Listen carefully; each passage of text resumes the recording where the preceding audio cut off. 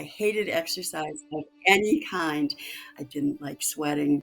I was uncoordinated. It just wasn't for me. And I was a lifelong couch potato. I was hobbling in, my knee was in a lot of pain. I took a leave from my volunteer things because I could barely walk and do stairs. Would you have thought that lifting weights would have been a good idea given how bad your knee felt at the time? No, that just sounded like a ridiculous idea. Why would I put more strain on it?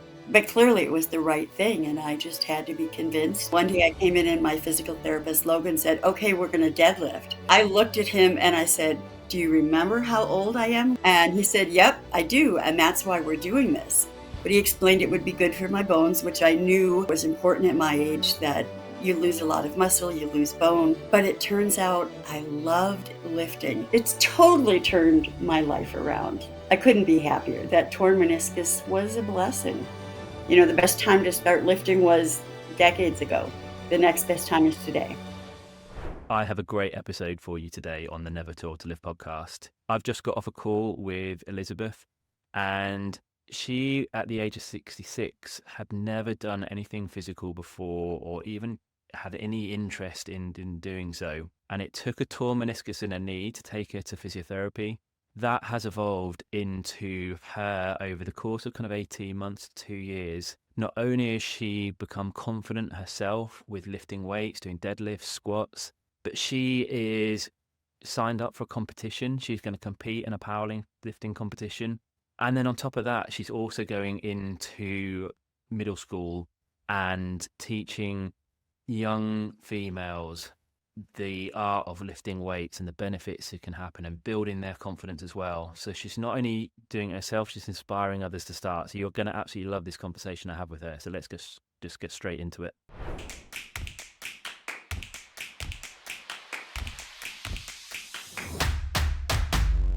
Hi, Elizabeth. Thank you for joining us on the Never Taught to Live podcast today.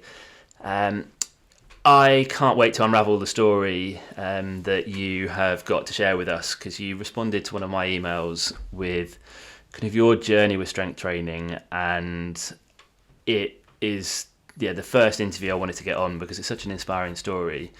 And we're going to learn more about you as we go through the interview, but I suppose I wanted to start with what your experience with exercise, the gym, physical activity was kind of in your earlier years, and how you felt about it. I hated it. I hated exercise of any kind. Um, I was a preemie, and so I was small, and I had really bad vision, um, and I didn't have any depth perception. So in gym class in school, everything seemed to be ball games, and I would most of the time be holding my hands over my eyes because I didn't want to get hit by something. So I didn't have a good start with exercise. I didn't like sweating. Um, I was uncoordinated. It just wasn't for me. And I was a lifelong couch potato. Yeah, one of the things you mentioned in there was my favourite activity was reading. I was a happy couch potato, and Yes. I wanted to explore that more, because is that only in hindsight, having started, that you sort of recognise yourself as kind of that, what you refer to as a happy couch potato? Were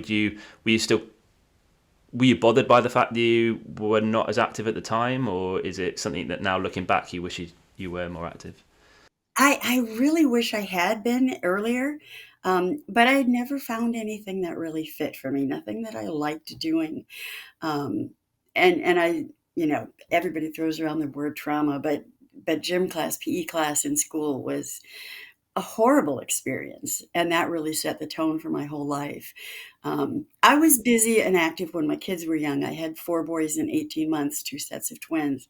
So just carrying groceries for that many boys and hauling them around, that was my activity, and that was enough. I'd fall into bed and fall asleep like that when they were young. Um, and then I think you mentioned once the boys left, you started doing some active volunteering. What type of volunteering was that? I'm very active at my church. I do hospital visitation, um, do vacation Bible school for the young kids. Um, lots of stuff like that, a lot of stuff at my church at that time. Politics, you may know that Iowa used to have the caucuses, and so we were the first state when there were going to be presidential elections, a whole year and a half out. We were the first state that started, and so Iowa was really important, and so I was involved in several campaigns, just knocking on doors and Yeah. So on your feet and a lot of walking. yeah, Yeah. yeah, a lot of walking. Yeah. And how about any other sort of attempts at structured exercise? Was there anything sort of in that time up until the kind of turning point, which we'll talk about in a second, that you'd made attempts and failed, or was it just you never were interested enough to make the attempts in the first place? I had joined a gym briefly, a women's gym where we did circuit training. It just didn't fit into my life. My kids were young at that time. Um, then my husband got cancer.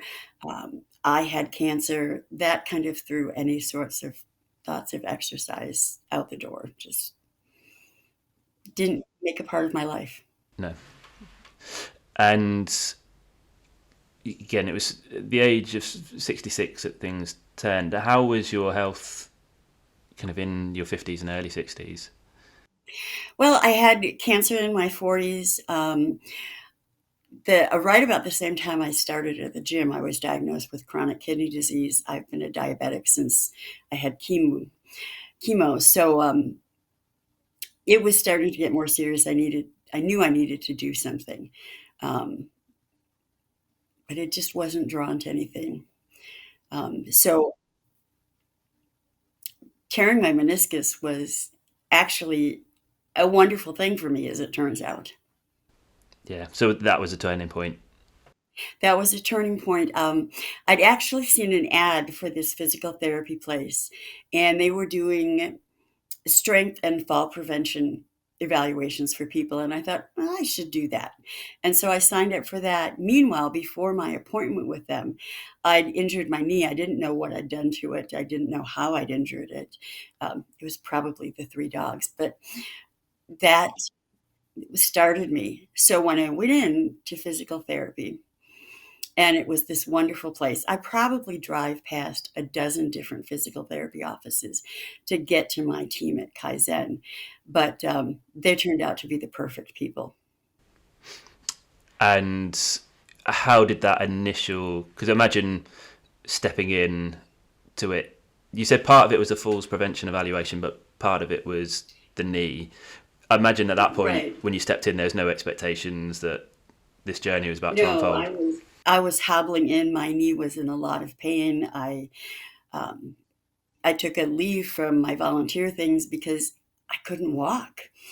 It just hurt so much. And they said, "Oh, we think this is your a meniscus torn, and we can deal with that. We can help you with that." And so I signed on with them. Perfect.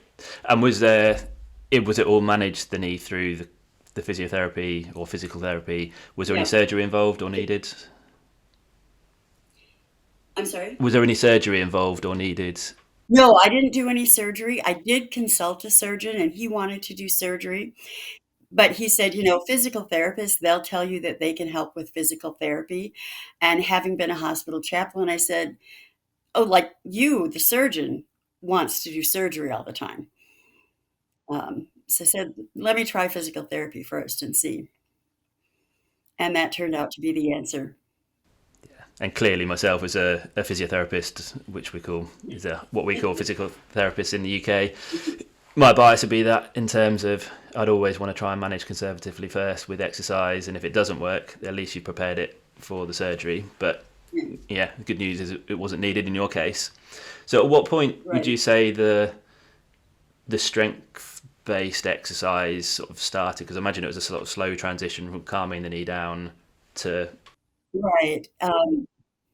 And so probably a month into physical therapy, after I'd done some strengthening, and they'd explained that, what they'll do is just strengthen all the other things around my knee so that I wouldn't have problems with this. And one day I came in and my physical therapist, Logan, said, "Okay, we're going to deadlift." And I looked at him and I said, "Do you remember how old I am, Logan?" And he said, "Yep, I do, and that's why we're doing this." And I thought it was kind of crazy, but it turns out I loved it. I loved lifting. Um, and, I'd go back and we'd lift a little heavier, and I just felt accomplished and empowered and strengthened. And Logan kept reminding me that, see, you can do hard things. How, I mean, how did you feel doing that first deadlift? And can you remember what weight it was you were doing it with? Or Yeah, I was still kind of wondering how it was gonna help me and why we were doing it, but he explained it would be good for my bones, which I knew, was important at my age, that you lose a lot of muscle, you lose bone, and so it made sense, but I didn't see myself certainly as a lifter. Um, I didn't see myself as an exerciser. I thought I was gonna do physical therapy, I was gonna be okay, and that would be it. Um, but my physical therapist, Logan, is actually a power lifter. And he was telling me about how much he lifted and stuff. And I actually went to one of his events, which turned out to be the gym that I join now. That was intimidating, walking in there and seeing all of that equipment and all of those big muscular guys. And some women, there were some women competing that day, but it was it was certainly not any place that I figured I'd be. stepping into it, yeah. And we'll come on to the Yeah. competitive side in a second. And Yeah. how quick then was that transition from being very skeptical and nervous about doing that first deadlift to falling in love with it? It really happened pretty soon in the first few weeks. After deadlifting, they had me start squatting first, goblet squats, holding a weight, and squatting, and then eventually we transferred to a bar. But I just felt so good. And I remember talking to Logan. He has a tattoo of endorphins on his arm, and, had told me about that. And I thought, oh, these are the endorphins they talk about when you exercise. It feels amazing. Um, I'd never had that experience before, that I felt really good after doing something physical. So And I was hooked. amazing. And I imagine that it wasn't all real positive all the way through. Often, particularly if you had the knee and you've had the other kind of conditions, there's challenges and barriers that you faced as you got in. What were the things you found most difficult when you first got started? Just generally the strengthening stuff. I was not strong. I didn't have any kind of physical abilities like that. So I'd be exhausted after physical therapy just with the exercises they had me do, and but it started feeling better. I started feeling my leg responding. Like I say, the endorphins. So everything that was hard work, the payoff was I knew I'd get to lift later. And so it was kind of a carrot and a stick. We're going to do all the work first, and then at the end, we'll lift. Um, and that turned out to be a great approach for me. Yeah, amazing. And how, because you transitioned from doing it at the physical therapy clinic to going to a gym, you mentioned. And so, how quickly did you start going? Because you went to the powerlifting competition first, and then that kind of then became your I gym. went Did to you his say? part of the competition in like November, and he'd already started talking to me and saying, you should join a gym. And I thought, nah. He said, you should join a gym and get a trainer. And when I went to his competition, I actually met his buddy, who is my trainer now. So it was a really nice transition. I knew about this guy. I'd heard about the gym, um, but it still felt just awkward as anything to walk into that gym, and it was pretty intimidating with all the machines and all the big strong guys. And I thought, Dorothy, we're not in Kansas anymore. This is not your usual thing. And did that? How quickly did the daunting environment of that gym setting become not an issue? My trainer is just this amazing young man, and he actually there's 3 of us at the gym that are over 65, and he works with all of us, and so he told me about the other people, and I thought, "Okay, I'm not the only one here who's clearly outside the normal age range," um, and so that made me feel a little bit more comfortable. And he just was so kind and so gentle. And he always talked about, why we're doing this kind of thing, like, deadlifts, that's good for lifting stuff off the floor. It'll help you bring the laundry upstairs. It'll help you bring groceries in, things like that. So it always had a practical appeal. Um, Always that was kind of what we were working for. But then I volunteered at an event, and as I was sitting there at the check-in desk talking to people, and the other woman with me said, "Well, you're doing these lifts. Why don't you compete?" And I said, "No, that's just not for me." And she said, "No, you can. Anybody can." And when they got to the end and were handing out medals and stuff, they were talking about it's you're never too old to do this. And they said, as you get older, we just add another layer of competitors on. And so we'll have the masters and the masters plus 2 and 3, and we'll just, as you continue lifting, we'll just add another category on top for older people. And so this woman said, you should try it. Just try it once and see what you think about it. And I thought, well, I could do that. And so then I got it in my mind that I would compete, and I told my trainer, I think I wanna compete just to see, just the environment seems kinda cool. And so we changed our focus, and I started working a lot harder, and that was within, like, 3 months of starting, um, and I was hooked by then. I knew that I loved it. I liked the atmosphere of the gym, which was very odd. I don't know about gyms where you are, but we play a lot of heavy metal music, which just wasn't my type of thing.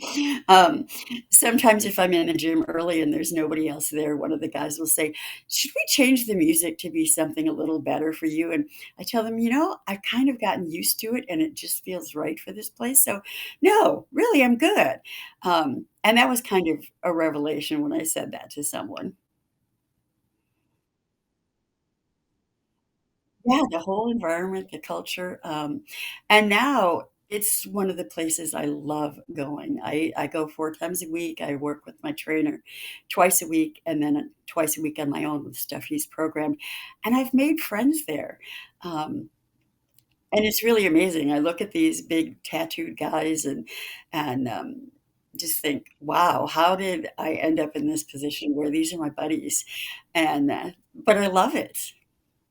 It, has just taken over my life. It's what I get up for in the morning. Um, when I can add a little more weight to something, I feel so good. I feel accomplished. Um, I'm much less afraid of growing old because I know that this is going to help me through everything. Amazing. Because how's the knee now? Doesn't bother me a bit. I was gonna say, would you have thought that lifting weights would have been a good idea given how bad your knee felt at the time? No, that just sounded like a ridiculous idea. Why would I put more strain on it? I could barely walk and do stairs. Um, But clearly it was the right thing, and I just had to be convinced, and the physical therapy practice I go to, they focus on athletes, and so I saw a lot of athletes around me with physical therapy, but also active adults.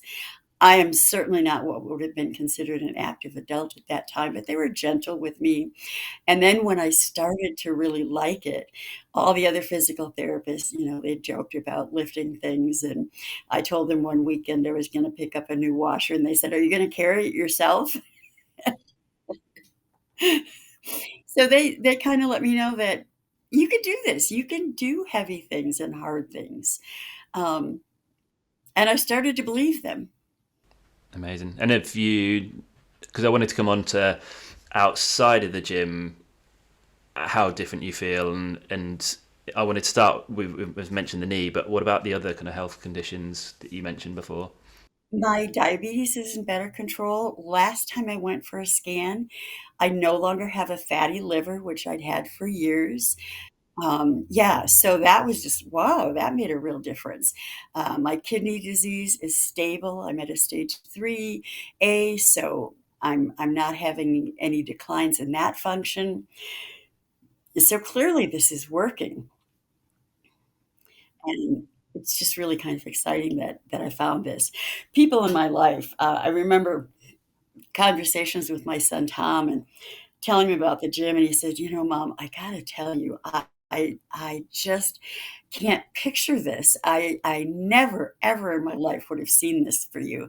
And I said, "Honey, I didn't either. It's totally different than I ever saw myself." It was literally going to be my next question: is how have people around you reacted? Was everyone quite supportive, or did people try and they express their fears on you and try and talk you out of it? Yeah, there's always the people who say, "Oh, you'll get bulky and you don't wanna get bulky." I haven't gotten bulky, I've gotten defined. And so just explaining that whole thing that it would take years, and probably enhancements to get bulky, but that the body is just better and I can feel it working. And instead of just seeing flabby arms, I see definition of muscles. But there's still people who just don't get it. Um, but a lot of my friends are really encouraging. I was at a political event and saw someone who follows me on Facebook and said, "I have been following your journey." She said, "I am not going to mess with you ever. Clearly, you've gotten stronger." And and she told people, she said, "This woman, she power lifts. Don't mess with her." Amazing. And have any of your friends started off the back of you doing it as well? No, I keep trying to convince people. I'm trying to convince my roommate who is 25 years younger than I am. She's in her early 40s and has 2 kids, and I'm saying, "You would feel so much better if you came and did this with me." She did come. We had a Halloween party at the gym. We call it the Night of the Living Deadlift, and everybody dresses up in costume, and I decided, we all know I'm one of the oldest people here. I'll just dress as a really old lady, and I had a walker, and I carried a purse and had Werther's candy that I was handing out to everybody. Um, and when I lifted at that, they were all yelling, "Go, Granny, go, Granny." And I thought, I might as well have fun with that. I might as well just acknowledge who I am. I'm not your typical person who does this, but we can have fun with it. And I think that was kind of a turning point for some of the people at the gym too, that they saw me do that. They saw me working hard. They knew that I was putting in the work, and they told me, "We're really proud of you for this."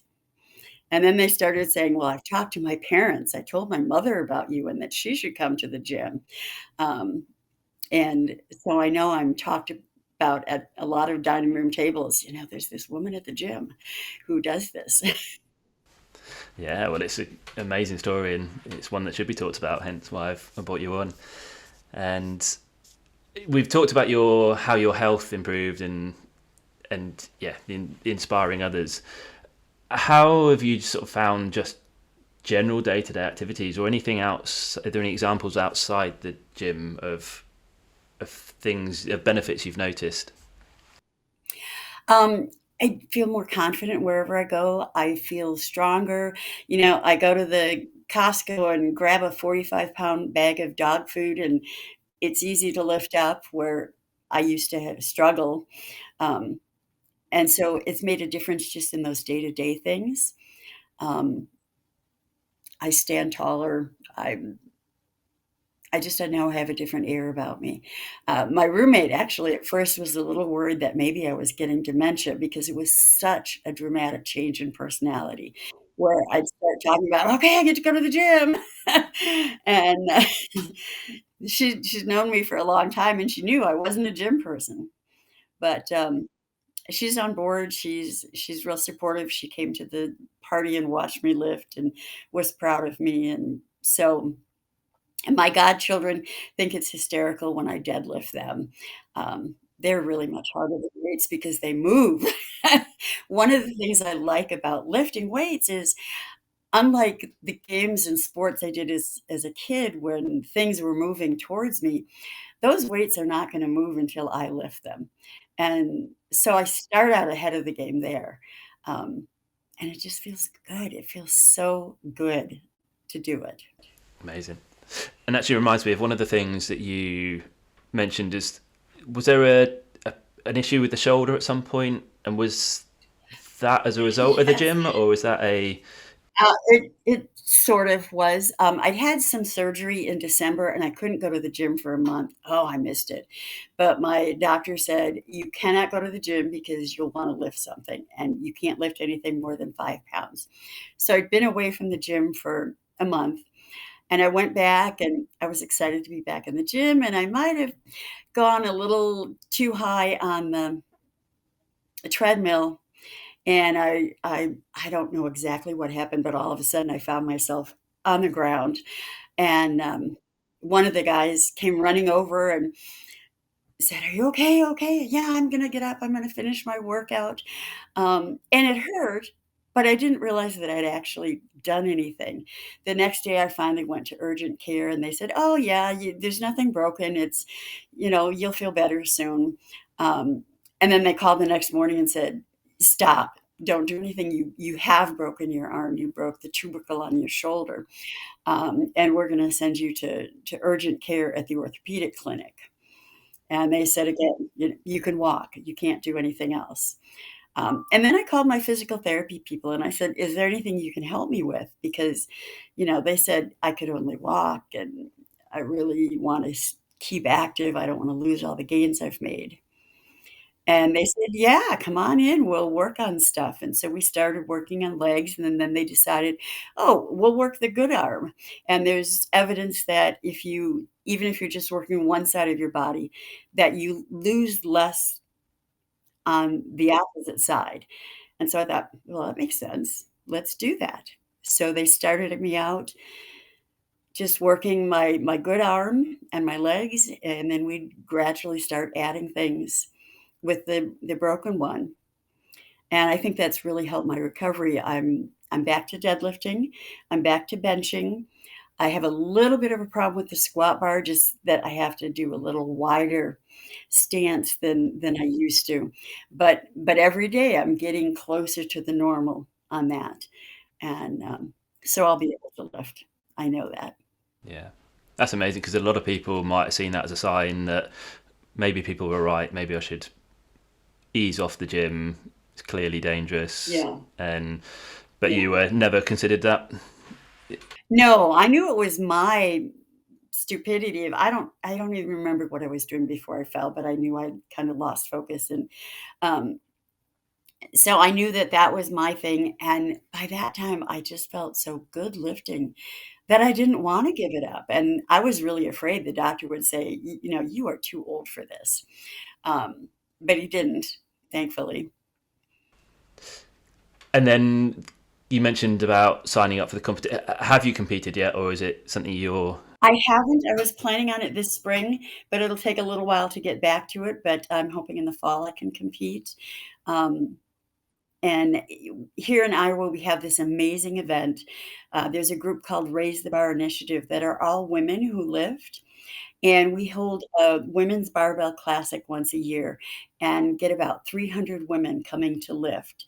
And it is just a phenomenal atmosphere because you see all of these strong women, and they start from teenagers to women older than I am. There's a woman in her late 70s that competes.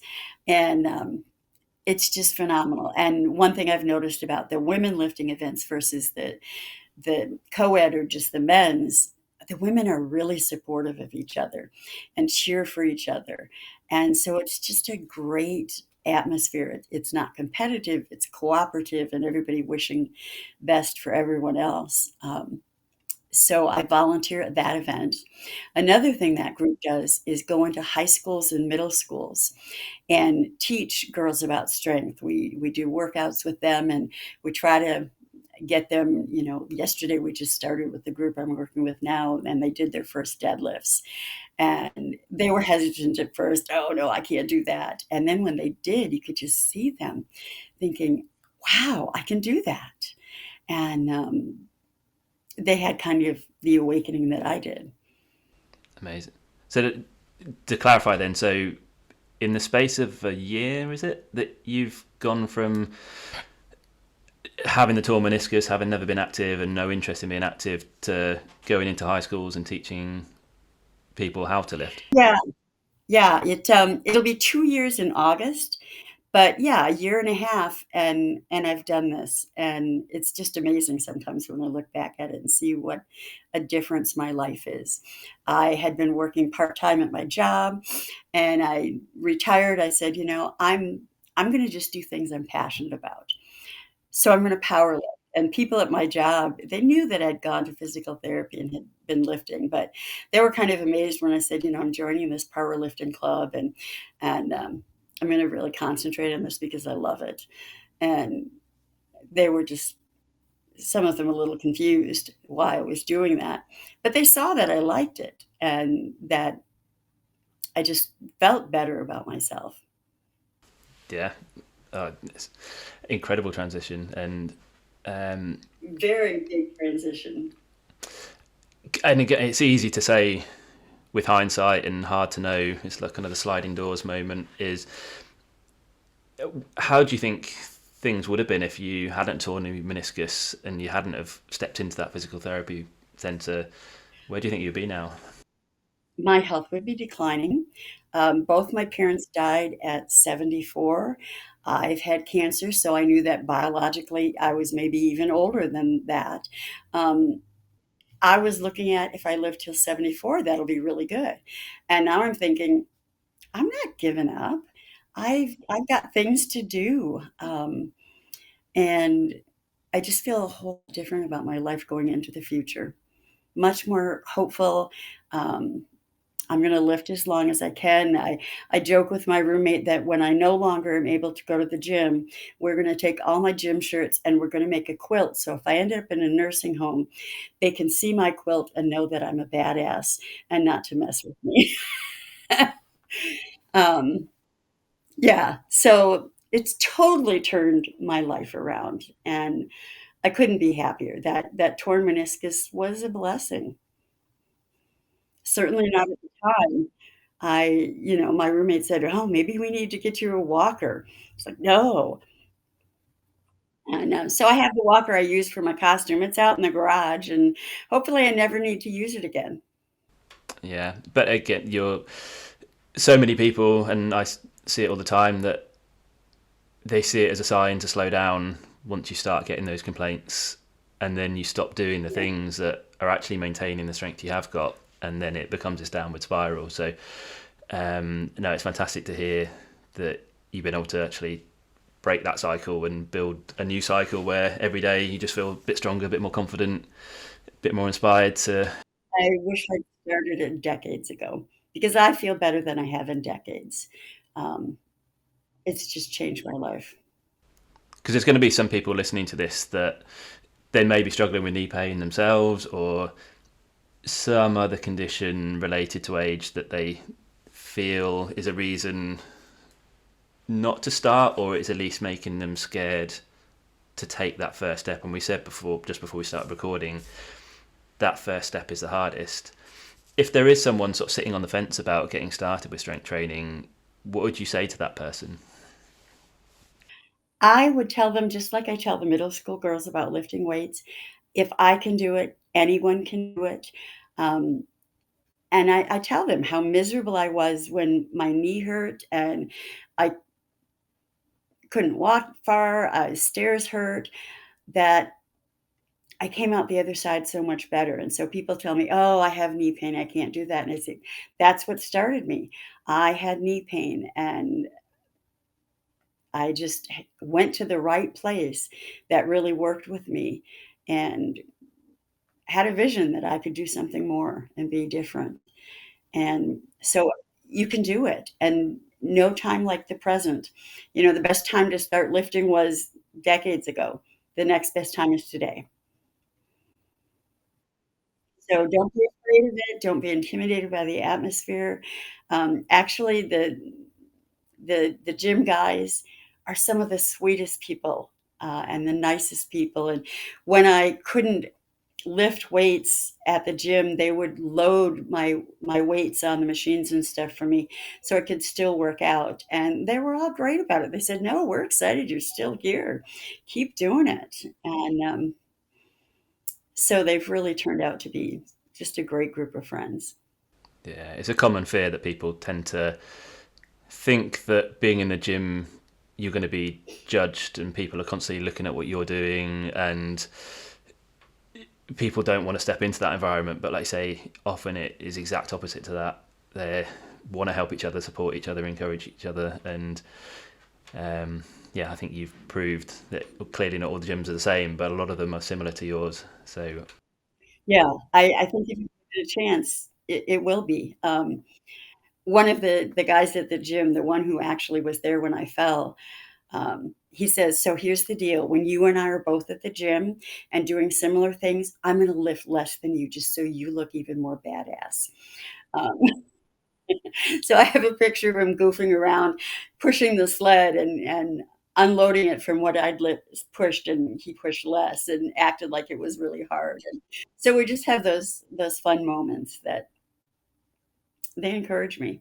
yeah, and I think it's great because again, a lot of people feel a sense of, sort of social kind of isolation the less they're able to do. And the fact that you stepping into a gym, you've now got this big new group of friends that are supportive of you is fantastic. Yeah, I know that that's one of the things, and that was a worry my roommate had that, when you retire, you're not gonna be going out every day, you're not gonna be talking to people, you're just gonna retreat into yourself, and that's not good. Um, so now I'm more active than she is and out and about and doing stuff. Yeah, and the fact you combined it with the volunteering and inspiring others is great. Yeah. Yeah, I love working with the girls, because middle school girls, they need some confidence more than anybody. That's a rough time. And so I had been a teacher much earlier in my career. And so I said, yeah, I'll do middle school. I can do middle school. Because nobody wants to work with those girls. And actually, they're a whole lot more fun than the high school girls. The last thing I wanted to say was, here's your chance for you to plug your gym and your physical therapist if you sort of wanted to mention them and give them a shout out. Yeah, my physical therapy office, it's pretty different. I walked in there and was kind of confused because they have weight racks and squat stations and all this really active stuff, different than any place I'd ever been. But Kaizen is amazing, and all the physical therapists there. um, it's a small site, but they work with an arena football team, so you see football players and just a whole range of things there. But they're the best. They started me, and I'm so grateful for them. And then my gym, DSM Barbell, DSM stands for Des Moines. Um, it's this tacky little metal building that doesn't look like anything outside, and you come in and there's all this equipment and weights, and it's become a happy place for me. It's become a place that I like going there. I feel like I belong. It feels like just the right place. But there are times I still walk in and say, wow, this is weird. This is just not who I thought I was. So it's never too late to reinvent yourself. Never too late to start something new. Amazing. And do you sort of document it on social media at all, or is there any? I do. I post a lot on Facebook. And there's people who follow me. There's several people who regularly follow my posts and give me thumbs up, or tell me what a beast I am. And so that really helps. But I keep saying, come and join me at the gym. Come with me, see what it's like. And people are like, oh, I don't know. But I'm hoping one of these days. Actually, my sister, who was a massage therapist and has hurt her shoulder, said, I told my physical therapist that I want to lift like you. And he said, oh, maybe not. And I said, you find the right physical therapist, and they'll help you along this journey. So that is her goal, that she will lift like I do. Amazing. I was going to say, if you're not Yeah. already sharing it on social media, I think it's worth doing, because I think you'll just watching you doing what you do will help inspire others. So I'll after this I'll grab your some links to your, say, Instagram or Facebook if you're happy, and then I can put it in the description of the podcast. And if anyone wants to see what you're doing and get even more inspiration from Yeah. this, then we'll get them to give you a follow. Actually, my health clinic, I go to a clinic that only sees people on Medicare, so 65 and up. They actually sent a camera team to follow me at the gym one day, and produce a little thing that basically says, it's never too late to exercise. It's never too late to reform yourself. And they're huge supporters. They all tell me, make sure you let us know when you're going to compete, because we'll be there. So I will have my entourage. Yeah, well, you'll have to let us know as well, and I'll do a bit of an update for anyone listening. Yeah, yeah. So what a change in a year and a half. Yeah, it's amazing, because it takes often people a lot longer than that to have the confidence to even think about competing. So the fact you're doing that and teaching already, I'm in, really happy that you reached out to let me know, and I think you'll get a lot of support from the Never Told to Lift community, and they'd love to hear what you're doing. And I'd love to provide support to them, especially people who are new to it, to just encourage um, because it's been an amazing thing in my life, and I want other people to feel that. Um, it's not something. Well, clearly we won't publish your email, but if anyone has any questions for Elizabeth, then if you do send me an email, chris@nevertoldtolift.com, and then I'll forward any emails on to Elizabeth if she's happy to. I would be happy to do that. Yeah, I'd be happy to connect with other people and share my journey, encourage theirs. That's really one of the things that I think I need to do from this, because it's been such a change. Wow, I think you'll agree that story from Elizabeth was really powerful, really inspiring. I'm blown away by her generosity, not only to come and speak to us, and we didn't say it was at 6:30 in the morning she woke up for that, being in the States, but her generosity to inspire others to get going, and not only the Never Told to Lift community, but say to go into schools and to share the love of powerlifting when she's only been doing it for less than 2 years. There's going to be many of you listening to this that may not have got started yet, that have got knee pain or something is stopping you from taking that first step. And I really hope that Elizabeth's story is inspired you to take some action. If it has, and you want a little bit more information on how to get started, then I've got a free 1 hour masterclass that you can take. So just simply go to nevertoldtolift.com/masterclass, and you can sign up to access that recording there. If you have any questions about strength training, or you want to pass any messages on to Elizabeth, then please send me an email. It's chris@nevertoldtolift.com. If you yourself are listening to this and you've got a story that you think is worth sharing and you think would help inspire others, then I would love to hear from you as well. So again, if you just send me an email, that would be much appreciated. And the last thing, if you found any value from this, if you would take a second to just rate and review the podcast on whatever podcast player that you're listening to, or if you subscribe to the Never Told to Lift YouTube channel, if you're watching on YouTube, they all send positive signals so that they spread this out to even more people, and we can inspire even more people to take action. But for now, I hope you have a great week, and I will see you in the next episode.